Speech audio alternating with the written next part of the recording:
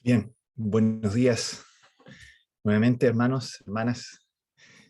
Vamos a continuar. Ya llevamos algunos domingos dándole vueltas a esta especie de resumen de los puntos, podríamos llamarles centrales de nuestra fe protestante, las cinco solas de la Reforma. Comenzamos la primera reunión hablando de la sola escritura, cómo las escrituras, cómo la Biblia es la autoridad máxima y final en temas de doctrina y de conducta para el creyente. Luego dijimos que esta escritura tenía un tema con una historia, y una historia que trataba de un gran personaje principal, y este personaje es nuestro Señor Jesucristo, que es exclusivo en su identidad y que es único en su obra. Solo Cristo, sola escritura, solo Cristo. Pero ahora, cuando nos centramos en la persona de nuestro Señor Jesucristo, nos damos cuenta de que esa obra que dijimos que es única, Él es único en su obra, esa obra específicamente nos ofrece una salvación que es un regalo, que es un don de Dios, un regalo que es de gracia, lo que nos lleva directamente al tema que vamos a ver en esta mañana, la tercera sola de la Reforma protestante, la sola gracia. Y eso entonces es lo que vamos a ver en estos minutos que tenemos por delante. Ahora, si hay un punto dentro de estas cinco solas, si hay un punto dentro de estos cinco puntos al que cuando lo nombramos no parece generar mucha controversia, es justamente el que vamos a ver hoy día. Cuando uno habla de la sola escritura, o de solo Cristo, o de solo fe, o de solo a Dios la gloria, por lo general esto va a generar una especie de escozor, algo de alergia en algún grupo de personas, porque suena a los oídos quizás occidentales contemporáneos algo intolerante, algo cerrado, algo quizás demasiado exclusivista. Pero cuando hablamos de sola gracia, la verdad es que la reacción es completamente distinta. De inmediato cambia la cara. Este es un punto en lo que todos podemos quizás estar de acuerdo, que todos podemos aceptar. Gracia, nos gusta cómo suena, nos agrada cómo suena la idea de gracia, de prodigar gracia, de entregar gracia. De hecho, la palabra en sí, gracia, se ha vuelto un término tan comúnmente usado dentro del mundo evangélico que llega al borde de convertirse en una especie de cliché cuando uno menciona este término gracia. Y entonces hay iglesias locales, por ejemplo, que le ponen gracia al título de su local de reuniones, local tanto, tanto, gracia soberana. Y entonces tenemos, por ejemplo, a John MacArthur con su iglesia, que es la comunidad de la gracia, y entonces generan estos programas radiales hace tiempo atrás que se llamaban Gracia a vosotros, y entonces se escucha mucho la palabra gracia. Y por otro lado también se escriben libros acerca de la gracia, y entonces tenemos a Charles Swindoll con El despertar de la gracia, o a John Piper con Gracia venidera, o a Dietrich Bonhoeffer con El precio de la gracia, y así muchos libros que ustedes leen, y el título tiene mencionada la palabra gracia, y cantamos himnos y se hacen himnos con respecto a la gracia, y entonces ustedes tienen a John Newton con su famoso himno Sublime Gracia. Curiosamente, saben, ayer en la reunión de jóvenes, tuvimos reunión de jóvenes ayer, eh, fueron 4 coros que se reprodujeron, y curiosamente 3 de los 4 coros tenían como título Gracia. Lo primero que pusimos fue Gracia sublime es, luego Maravillosa Gracia, y luego el de Newton, Sublime Gracia, y ahora algunos cantan Su gracia es mayor, y así un montón de coros de himnos que traen la idea de la gracia dentro de ellos. Y incluso en los saludos que se entregan dentro del pueblo evangélico, la gracia es mencionada una y otra vez. Hermano, hermana, de repente a algún hermano se le pregunta, ¿cómo está usted? Y el hermano responde, bien, por la gracia del Señor.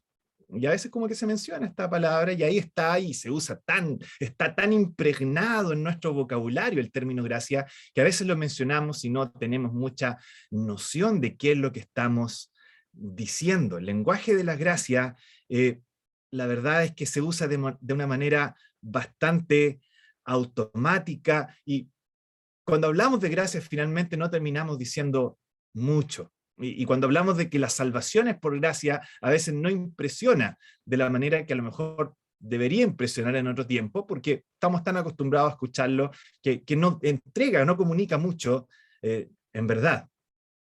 Por lo mismo es que es importante entonces, y es lo que vamos a intentar hacer en esta mañana, desarrollar y clarificar qué es justamente lo que queremos decir cuando hablamos de gracia.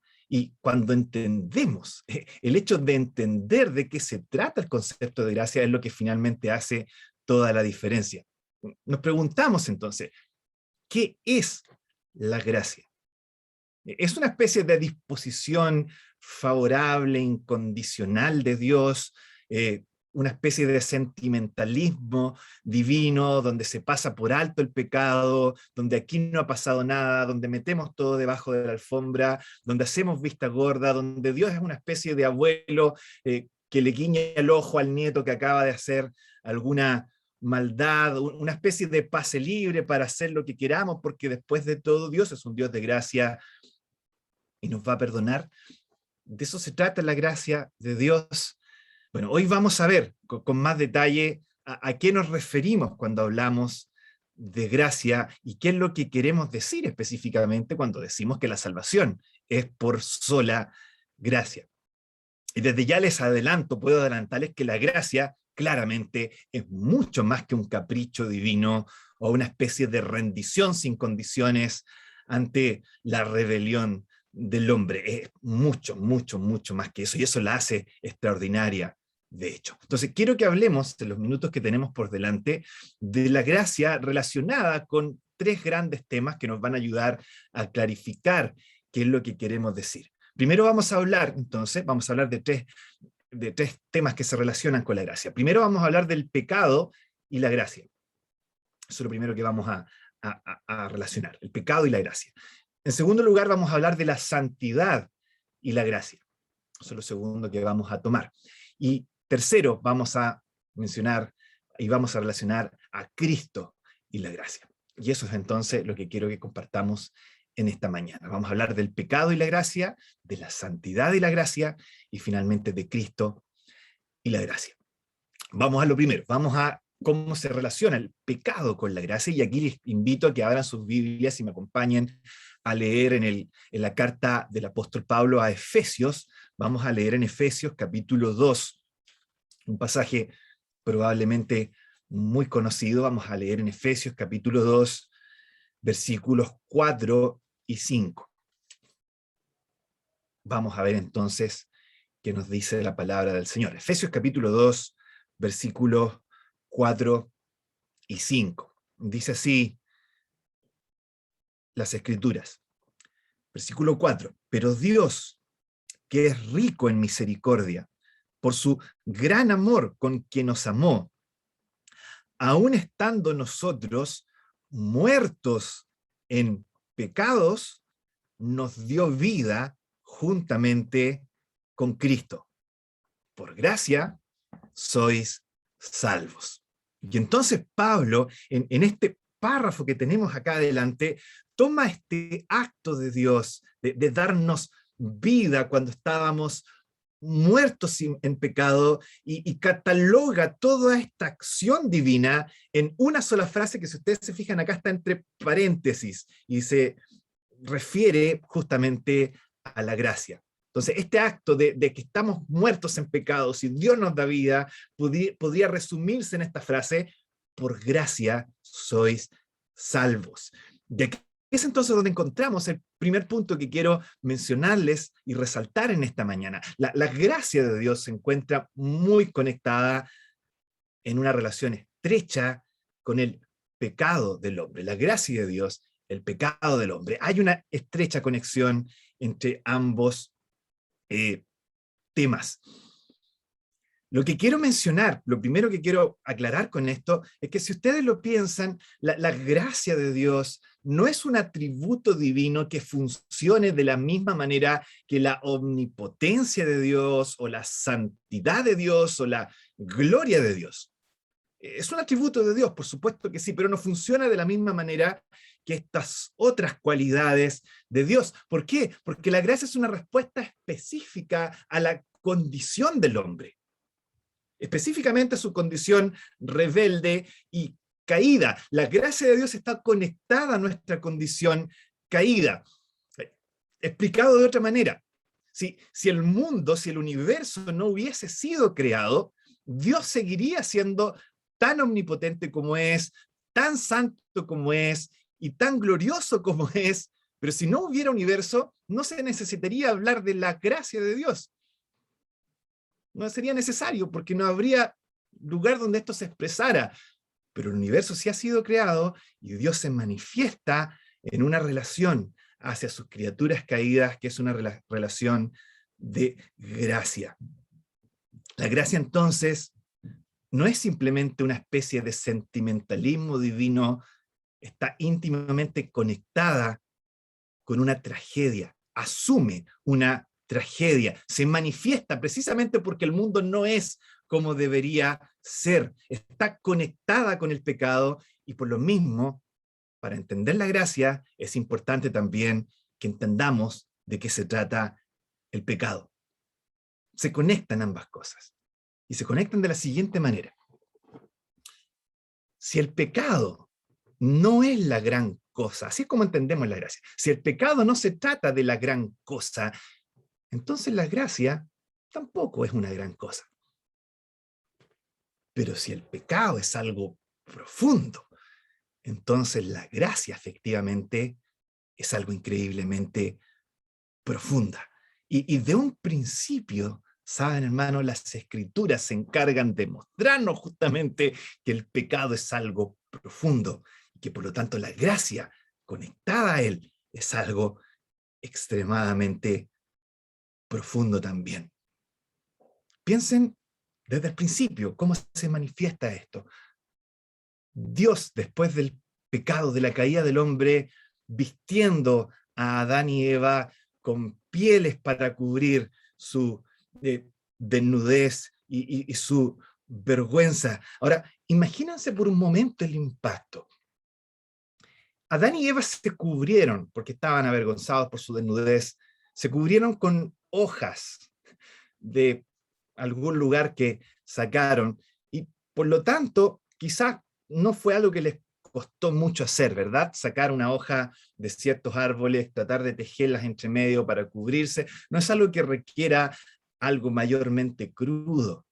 Pero se han puesto a pensar en esta imagen, cómo debe haberles impactado a ellos en un principio el de repente verse cubiertos por pieles sangrantes de animales que fueron desollados por Dios mismo para poder vestirlos. Es una imagen que impacta. Es una imagen que muestra que el pecado es algo feo, y que por lo tanto la gracia de Dios tiene que ser también algo profundo, que llegue justamente a ese punto de profundidad. No basta con un par de hojas que se sacan de un árbol, es necesario sacrificio animal crudo para que estos seres puedan ser cubiertos como lo están siendo al principio. Hay un costo, y es terrible. Y luego continuamos por la historia de las Escrituras y encontramos este pacto de gracia, el primer gran, importante quizás pacto de gracia que Dios hace con Abraham. Quiero centrarme en esto porque quizás podríamos hablar de Noé, y el costo es el mismo. Ustedes ven a Noé, la promesa que se hace a Noé, el pacto con Noé, y Noé está ahí recibiendo este pacto, y alrededor está lleno de cuerpos podridos por una masacre de agua que se ha producido a lo largo de todo el mundo. Nuevamente, hay un efecto crudo cuando la gracia se manifiesta alrededor de un ambiente muy crudo, muy violento, muy sangriento. Vamos a Abraham. Abraham recibe este pacto, estas promesas de parte de Dios. Y uno se imaginará, ya, pero Abraham simplemente recibe, lo cree y le es contado por justicia. Pero si ustedes ven con cuidado el Génesis, se van a dar cuenta que cuando este pacto se efectúa, hay una serie de animales que han sido partidos por la mitad, separados el uno del otro, sangre entre medio, y Dios camina por en medio de estos animales partidos. Así se manifiesta la gracia de Dios. Y luego tenemos todo este sistema de sacrificios en Israel, que son una manifestación de Dios también en su gracia, entre comillas, como dice Pablo a los romanos, pasando por alto el pecado de los primeros padres, pero que requería que todos los días se derramara sangre y se hicieran sacrificios de sangre crudos y cruentos para manifestar el efecto justamente de la gracia. A lo largo de toda la escritura, entonces, el mensaje es que el pecado es algo serio y requiere de una solución igualmente seria. El pecado, en otras palabras, es la rebelión cruda, violenta y sanguinaria del hombre en contra de Dios. Y la gracia, por otro lado, es la respuesta cruda, violenta y sanguinaria de Dios hacia el hombre. Así podríamos verla. Y ustedes a lo mejor quizás se sientan un poco contrariados por lo que acabo de decir. ¿De qué me estás hablando? Sanguinario, crudo, violento. ¿Cómo puede ser esto así? La respuesta es que así es. Y la razón es que la mayor manifestación de gracia, el momento donde la gracia llega a su punto cúlmine, a su ápice, es justamente un lugar lleno de crudeza, de violencia y de sangre derramada. Y es justamente la cruz de Cristo. ¿No fue cruda la cruz? ¿No se derramó violencia en la cruz? ¿No se derramó sangre en la cruz de Cristo? Cristo crucificado grita a los cuatro vientos en su silencio. El pecado es algo horrible. Es demasiado horrible. Y la santidad de Dios es demasiado importante. Y es por eso que yo tengo que pagar como lo estoy pagando, sufriendo el infierno, la condenación, la maldición, la ira de Dios, de una manera que es cruda, porque el pecado es algo crudo y requiere una respuesta cruda. Un problema radical requiere una respuesta radical, y eso es justamente lo que Dios ha diseñado. Se requiere un sacrificio terrible para que el infierno que yo y que tú mereces, hermano, no lo tengamos que sufrir, y para que tú y yo podamos ser revestidos con las pieles sangrantes del Cordero de Dios que quita el pecado del mundo, como lo fue Adán, como lo fue Eva en el principio, pero de una manera mucho más completa y perfecta, que es lo que disfrutamos en la actualidad, revestidos de la rectitud, del vestido de justicia que Cristo ha provisto para nosotros en la cruz. Piénselo, si el pecado no fuera tanto, si el pecado fuera algo superficial, entonces la gracia no sería algo tan tremendo, ¿verdad? Te perdono y listo, te perdono y ya está. Que es lo que la mayoría de la gente piensa muchas veces cuando escucha acerca de la gracia. Da lo mismo, te perdono, podría decir Dios. ¿Qué tanta cosa puede ser el pecado? Pero el pecado es muerte.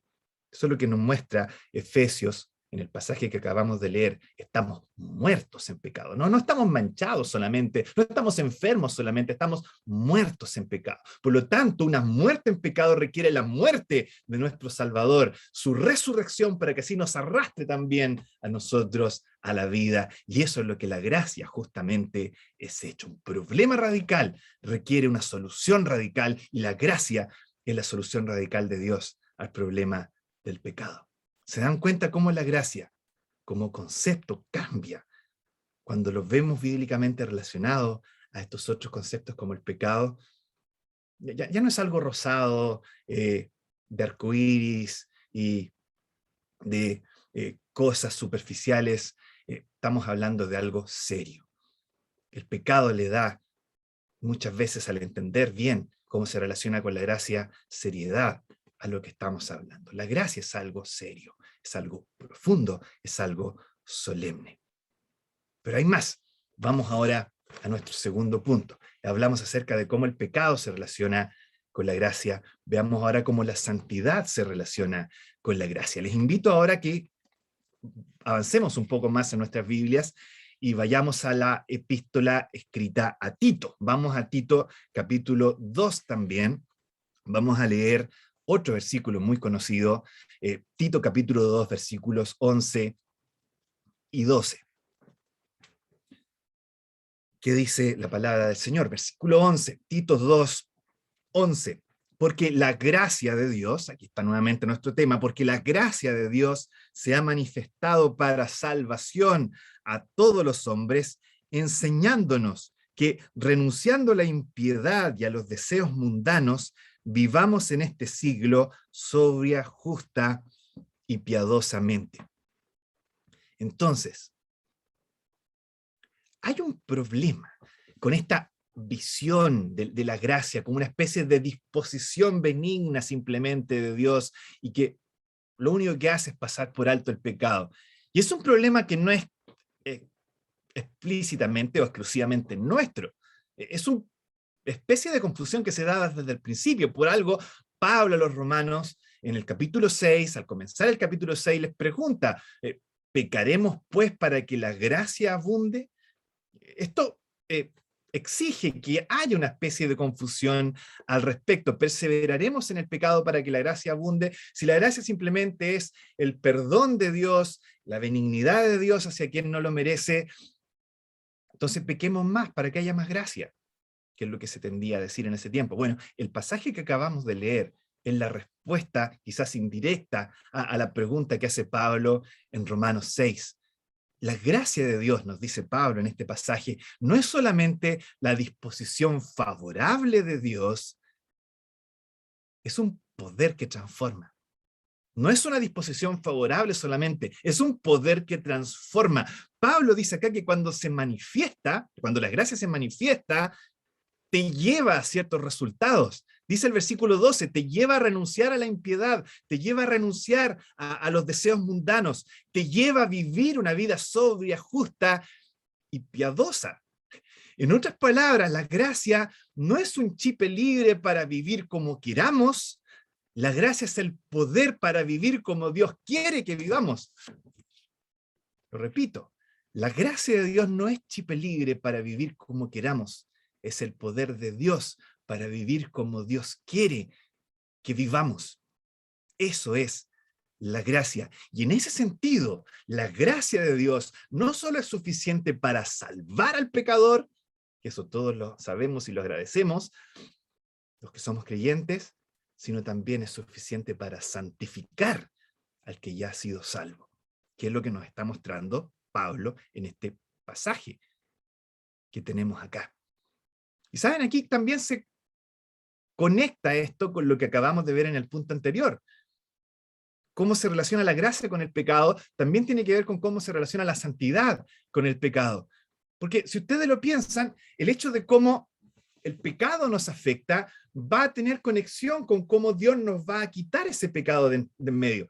Si el pecado es algo superficial solamente, algo externo, algo como nuestra cultura nos busca inculcar de que en realidad todos nacimos buenos, todos somos desde la base de buenas personas y en realidad lo que nos hace mal es el entorno externo y cómo el niño, por así decirlo, es una especie de pizarra en blanco pura y inmaculada y que en realidad si se vuelve malvado después es porque la sociedad y la gente alrededor que es mala lo contamina. Si eso fuera así, entonces la gracia simplemente necesitaría que de manera externa se nos enseñara a limpiar eso que está sucio. Si la maldad del hombre fuera simplemente por educación, que eso finalmente es lo que enseña esta especie de teoría, tú eres una pizarra en blanco, se te enseñan a hacer cosas malas, si eso fuera verdad, entonces la gracia simplemente sería enseñanza de cosas buenas que ayudarían a cambiar esos hábitos malos.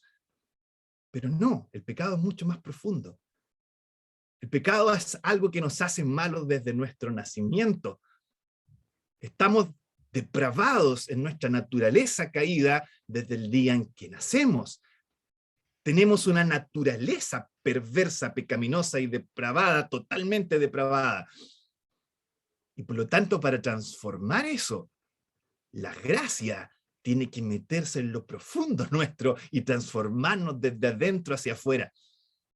No basta con enseñanza solamente externa. No basta simplemente con cambiar hábitos malos por hábitos buenos. La gracia tiene que ser mucho más poderosa. Lo que nos santifique tiene que ser mucho más poderoso que algo externo que nos enseñe a hacer el bien. Tiene que ser algo que penetre hasta lo más profundo de nuestra depravación y nos vaya transformando desde adentro y hacia afuera. Y eso es justamente lo que hace la gracia. Nos transforma de adentro hacia afuera. La Biblia nos menciona así a la gracia. La muestra como un poder tan potente que se asemeja al acto mismo de la creación de Dios. Ezequiel ve huesos que están secos en un valle y estos huesos tienen que recibir vida para que puedan funcionar. Así es como funciona la gracia. No es simplemente tomar a alguien que tiene unas pequeñas fallas y arreglar esas fallas, es tomar a algo que está seco y darle vida.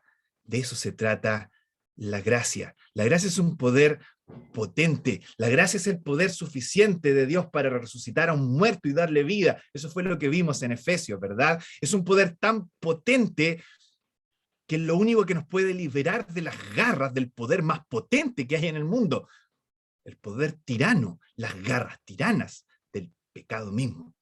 Y eso es lo que dice Romanos 6 al final. El pecado no se enseñoreará de vosotros. El pecado es un poder tirano que busca enseñorearse del ser humano. Y Pablo dice, el pecado no se enseñoreará de vosotros porque ustedes están bajo el poder de la gracia, porque estáis bajo la gracia. Y es un poder potente que transforma, y suficientemente potente como para transformar al ser más depravado del mundo. Pablo mismo puede decir que ha trabajado más que todo el resto. Y luego agrega, pero no yo, sino la gracia de Dios en mí. La gracia obra, la gracia trabaja, la gracia funciona activamente, transformando y permitiendo que el creyente pueda crecer y vivir en santidad. ¿Saben cuál es nuestro problema, hermanos? Nuestro problema es que tendemos a ver, quizás no de boca para afuera, pero en nuestro caminar diario, en nuestro funcionar cotidiano, tendemos a tener un concepto demasiado anémico de la gracia. No vemos a la gracia en el día a día como esto potente que he intentado comunicarles ahora. No lo vemos tanto como un poder, de hecho, lo vemos más como esta disposición favorable de parte de Dios. Entonces, si lo vemos así, quizás la gracia pueda servirnos para cantar acerca de ella, para predicar acerca de ella, para rellenar nuestras oraciones con cierto lenguaje piadoso. Pero cuando se trata de verdad vivir la vida cristiana, con toda su crudeza, con todas sus dificultades del día a día, simplemente asumimos que la gracia no es suficiente, que la gracia no es capaz, y entonces echamos mano de aquello que sí creemos que es suficiente, de aquello que sí creemos que de verdad es potente como para refrenarnos y no hacernos pecar, la ley, ¿verdad? La ley sí es potente. La ley sí, con sus mandamientos, nos dice qué hacer y qué no hacer. Y eso es lo que nos va a ayudar en el día a día. No lo decimos nuevamente de la boca para afuera, pero lo asumimos muchas veces en nuestro comportamiento. Y puede ser la ley de la Biblia, incluso, muy escritural. Pueden ser ni siquiera las leyes del Antiguo Testamento. Tomas el Nuevo Testamento, tomas todos los imperativos que da Pablo y los hace funcionar como una especie de ley, muy escritural, muy neotestamentaria, pero ley después de todo. Puede que no sean las leyes de la Biblia, puede que sean las tradiciones de tu iglesia tradicionalista, las que piensas tú que te van a dar el poder para vivir la vida cristiana, o quizás ni siquiera estés en una iglesia tradicionalista, pueden ser los esfuerzos sociales de tu iglesia progre, los que permitan que vivas una vida que agrade a Dios o que sea una vida que valga la pena. El problema es que la ley es absolutamente impotente para cortar y para destruir el señorío del pecado. De repente, si uno lo piensa, no tiene sentido, ¿verdad? Es como si una corbata o una toallita desmaquillante, en el caso de las hermanas, pudiera destruir la lujuria de nuestro corazón. No tiene sentido. La ley no tiene sentido como poder para transformarnos. Es lo que les decía al principio. Si el pecado fuera algo externo solamente, la ley sería perfecta. Pero el pecado es algo que está en lo profundo en nuestro corazón, y requiere de algo suficientemente potente para ingresar ahí y transformarnos desde adentro y hacia afuera. Y hermanos, es justamente porque no dependemos del poder de la ley para hacernos santos, sino del poder de la gracia para hacernos santos, que el pecado nos enseñoreará de nosotros. El pecado no se enseñoreará de vosotros, dice Pablo, porque no estáis bajo la ley, sino bajo la gracia. El poder que les da la fuerza a ustedes no es el de leyes externas, sino el de una ley también, pero que está escrita en nuestro corazón, y que por lo tanto la disposición de obedecer sale desde adentro. La pregunta del millón entonces, pero ¿cómo nos transforma entonces esta gracia? Ya tengo claro que la gracia es suficiente, ya tengo claro que tiene que transformarme desde adentro hacia afuera, pero ¿cómo lo hace? Bueno, eso nos lleva directo a nuestro tercer y último punto. Hemos hablado del pecado y la gracia, hemos hablado de la santidad y de la gracia, y ahora quiero que hablemos de Cristo y la gracia. Y entonces vamos a nuestro último pasaje de esta mañana. Les invito a leer en el Evangelio según Juan, nuevamente pasaje conocido por la mayoría, Juan capítulo 1, versículo 14. Juan capítulo 1, versículo 14.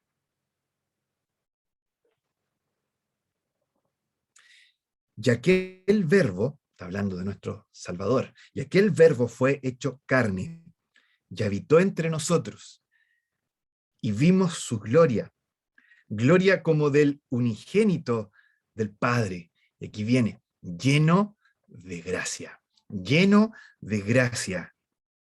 y de verdad. Hermanos, no podemos hablar de gracia sin hablar de Cristo. La gracia tiene un nombre.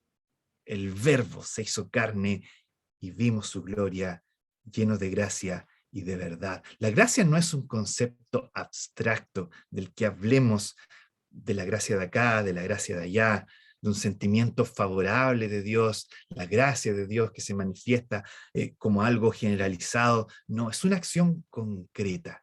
Es algo que se manifiesta en una persona específica, Cristo. Nuestro Señor Jesucristo. Él es la gracia encarnada. Él es la gracia personificada de Dios.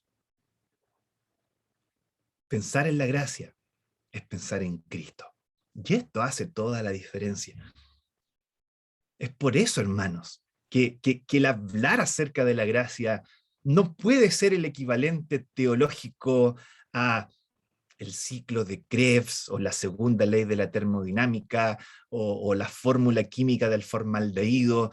No son temas abstractos, no son temas fríos, analíticos que podemos tener ahí. No, hablar de la gracia es tener un encuentro personal con alguien, con nuestro Salvador, con Cristo, con Dios, el Hijo. La gracia es simplemente infinita, es muy superior a pasar por alto nomás el pecado. Es Cristo mismo haciéndose hombre, viniendo a este mundo, movido por amor, dando su vida por su propia esposa. Es un padre buscando a sus hijos. Esos son los ejemplos, esas son las ilustraciones que la Biblia usa cuando nos habla de gracia. Hablar de gracia de una manera fría, desapasionada, sería como un esposo hablando de forma fría y desapasionada del amor por su esposa. Es una contradicción, no tiene sentido. No puedes simplemente, hermano, no puedes ver a Cristo dándose en tu lugar y hablar de eso de manera desapasionada. No puedes verte en las mismas llamas del infierno y luego de una manera inexplicable en los brazos sonrientes de Dios y hablar de eso de una manera desapasionada. No se puede. La gracia no se puede vivir y hablar y pensar de una forma desapasionada. Toca una fibra en nuestro interior. No te puedes ver a ti mismo, hermano, como decía Lutero, con los clavos en nuestros bolsillos, sacándolos cada vez que pecamos y enterrándolos en la cruz de Cristo, mientras Él muere en tu lugar, manifestándote su amor, y pensar en eso de una forma desapasionada. Simplemente no podemos. La gracia siempre se conecta a Cristo. Y aquí es justamente donde encontramos la respuesta a la interrogante que mencionábamos al final de nuestro segundo punto. Si la gracia nos transforma, hermanos, el poder que tiene la gracia de tomar lo más interno nuestro y cambiar nuestros mismos afectos, es precisamente porque nos lleva a los pies de la cruz de Cristo. Es porque la gracia está conectada con Cristo que la gracia es capaz de transformarnos. La gracia nos lleva a los pies de la cruz. Y en ese lugar el Espíritu Santo abre nuestros ojos para que podamos ver lo que está pasando en ese lugar. Y cuando nos damos cuenta de que Él está ahí sufriendo en nuestro lugar y que son nuestros pecados los que están llevándolo a sufrir, que el infierno que Él está sufriendo es nuestro infierno, entonces no podemos seguir mirando con el amor y el enamoramiento que miramos nuestros propios hábitos pecaminosos. Y entonces empezamos a aborrecer aquello que antiguamente amaríamos sin lugar a dudas.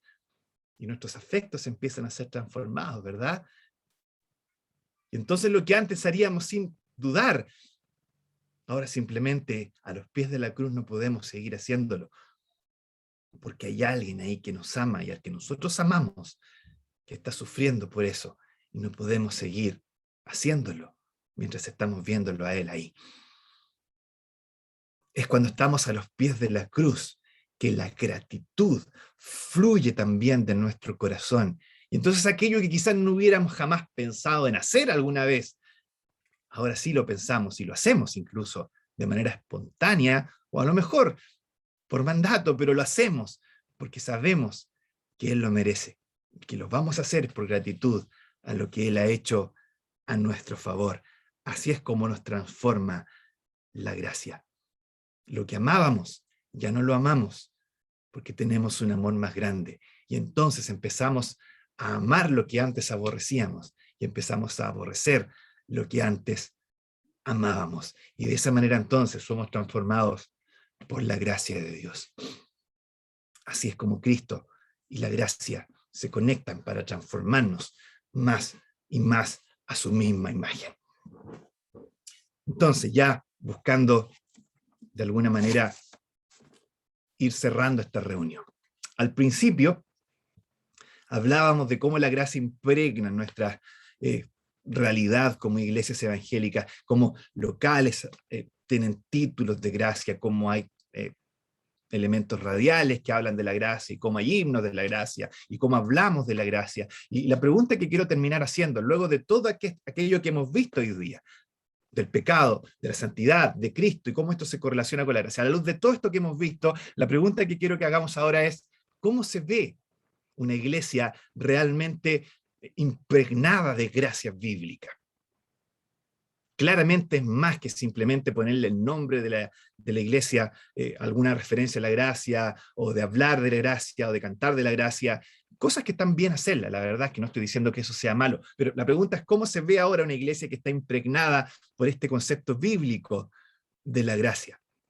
Lo primero que tenemos que tener claro, a la luz de lo que hemos visto hoy, es que una iglesia que se toma en serio la gracia de Dios, es una iglesia que se va a tomar en serio el pecado, ¿verdad? Y esto es un poco contraproducente, si ustedes lo piensan. Porque cuando pensamos en una iglesia donde reina la gracia, uno espera encontrar un lugar donde el pecado ni siquiera va a ser mencionado, donde todo va a ser muy lindo, donde se va a hablar de la gracia de Dios, no importa, no lo menciones, no te preocupes, aquí todo es gracia, nadie te juzga.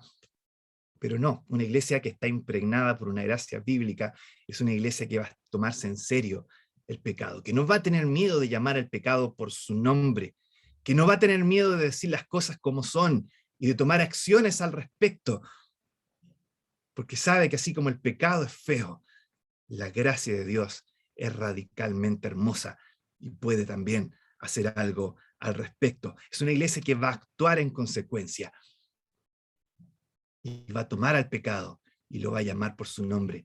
Y aquí quiero ser muy cuidadoso, pero cuando hablamos de que se va a tomar en serio el pecado, es todo tipo de pecado.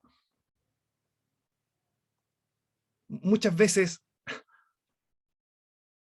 no pienso específicamente en mi asamblea local, pero en general en nuestras asambleas, a lo largo del país, a lo mejor y en otros lados, somos muy buenos para tomarnos en serio algunos pecados. Y entonces, si hay pecado de adulterio, de fornicación, tenemos claro qué es lo que hay que hacer. Eso no puede ser permitible, el hermano tiene que ser puesto bajo disciplina. Y se toma en serio ese pecado, por supuesto que sí. Pero ¿qué pasa, por ejemplo, cuando se entera alguien que algún hermano golpea a su esposa? Cuando vemos violencia intrafamiliar dentro de las asambleas, donde lo único que se hace quizás es conversar con el hermano para que no lo siga haciendo y luego se olvida. ¿Dónde está el hermano que se toma en serio el pecado y va a las autoridades y va a denunciar a ese hombre abusador que está golpeando a una persona más vulnerable? ¿Dónde están esas iglesias que se toman el pecado en serio? Todo pecado. Esa es una iglesia donde reina la gracia. ¿Por qué? Porque el vulnerado se siente protegido. Así como Dios protege a los más vulnerables, esa iglesia también va a buscar mostrar gracia hacia los vulnerables. Una iglesia llena de gracia es una iglesia que toma en serio el pecado, lo llama por su nombre y actúa en consecuencia, aun cuando muchas veces pueda salir perjudicada en algunos casos. Es una iglesia donde reina la gracia. Pero no solamente se toma en serio el pecado, una iglesia donde reina la gracia es una iglesia que está llena de Cristo. ¿No es cierto? Una iglesia llena de gracia no va a hablar gracia, gracia, gracia, no, va a hablar Cristo, Cristo, Cristo, porque la gracia está personificada en una persona, en la persona de Cristo. Una iglesia llena de gracia no es una iglesia donde desde el púlpito se va a hablar de la gracia de Dios y de la gracia de Dios, no, es una iglesia que va a exaltar a una persona específica, a Cristo y a una obra específica, Cristo en la cruz, que es el momento donde la gracia de Dios justamente se manifiesta en su mayor sentido. No se trata de gracia genérica, se trata de Cristo. No se trata de una discusión del perdón simplemente, sino de un perdón en Cristo. El Espíritu Santo toma lo de Cristo y nos lo hace saber. Y cuando entonces la gracia brilla en una iglesia local es porque Cristo está brillando.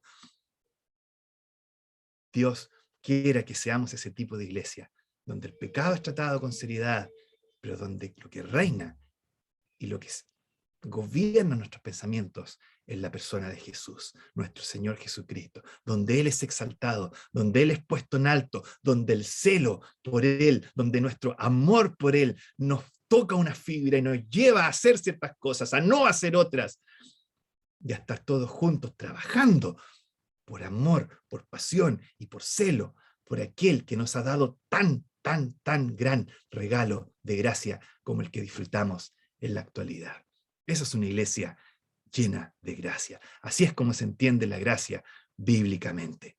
Es un poder personificado en Cristo, suficiente para transformarnos y para romper con el poder del pecado en nuestras vidas. No necesitamos otra cosa, solo gracia. Y ese era nuestro tema de hoy. Solo, solo, solo gracia. Que el Señor nos ayude, entonces, hermanos, a depender de ella cada día, prácticamente, cotidianamente, tener la noción de que es todo lo que necesitamos. Su gracia, Cristo en la cruz. Amándolo a Él, aborreceremos el pecado. En gratitud por Él haremos lo que a lo mejor no haríamos por flojera. Una pasión por el Señor que nos lleve a ser transformados en nuestro día a día. Sola gracia, eso es todo lo que necesitamos. Vamos a orar para concluir y terminar entonces. Nuestro Salvador, nuestro gran Dios y Salvador, nuestro Padre Celestial, que muestra de gracias que te podamos incluso decir Padre. Aquellos que fuimos enemigos desde un inicio, no solamente hijos abandonados y huérfanos, sino rebeldes, negacionistas, levantándote el puño día a día, haciendo todo lo posible por apartarnos de tus brazos de amor, pero tu gracia es más fuerte, tu gracia es más potente, tu gracia nos persigue, nos rodea, nos abraza, abre los ojos, nos hace ver lo crudo de nuestra condición, lo crudo que se necesita hacer para salvarnos. Luego, cuando vemos la magnitud de ese amor, entonces nuestros corazones son transformados y te amamos y amamos a tu Hijo y queremos vivir para ti. Gracias porque podemos comprender esto y ayúdanos a vivir día a día a la luz de lo que tu Hijo ha hecho a nuestro favor. Quedamos en tus manos agradecidos en el nombre precioso de nuestro Salvador, nuestro Señor Jesucristo. Amén.